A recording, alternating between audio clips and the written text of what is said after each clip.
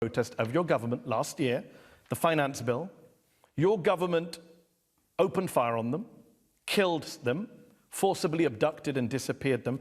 How do you justify such a violent crackdown on your own citizens in a democracy? First, let me say this, Mehdi. As you said, because you never allowed me to answer the question on the promises kept. I told you the manifesto is being implemented chapter after chapter, right from housing to the cost of living that you're speaking about. Because, of course, you cannot judge what was to be done in 5 years, in a short 2 years. Well, some of them you said you would do in 30 days, and you haven't. But just deal with the violence. How do you justify what happened last summer in Kenya? Now I'm coming to that. You said the cost of living. I can tell you what we've done with the cost of living, from the subsidizing of production rather than subsidizing consumption, as we promised in our campaigns. You remember the first demonstrations after the elections in 2023 were about the cost of living. Which also were greeted with violence from the state. Unfortunately, all demonstrations end up with deaths, which is a very unfortunate incident. And it is not true that people demonstrate and you open fire.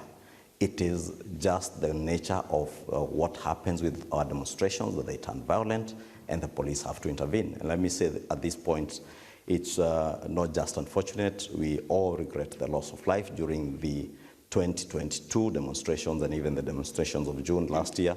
Unfortunate that lives had to be lost, but it was not that fire was opened on young. Yeah, the way you talk, lives had to be lost. No, lives were taken. Right? People were shot in the head. No life ought to have been lost, and nobody can justify the loss of life anywhere in the world out of demonstrations According to a Reuters investigation, 19-year-old Charles Owino went to a protest, was killed with a gunshot to the head. The police recorded his death as a road accident. 21-year-old Shaquille Obienge, he died the same day as Owino, also shot in the neck. Police recorded his death as a road accident. If these deaths are so regrettable, why is the Kenyan police covering them up?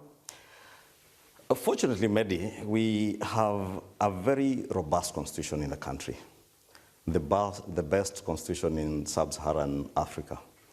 This constitution has very good and clear safeguards that make sure that everybody is held to account for your actions, including the police. You've mentioned 2 or 3 people. I think from IPOA's records, the Independent Police Oversight Authority, from their records, they have recorded about 60 deaths from last year's demonstrations. And there are some, I think about 30-something, that are still under investigation. They have dismissed some after close the files after investigation. Therefore, I can assure you, the police may, even somebody within the police force may desire to cover up. Can you tell our audience tonight, how many Kenyan police officers in the country will not allow you to cover up? You say that, this is great rhetoric. How many police officers in Kenya have been prosecuted for their role in the violence?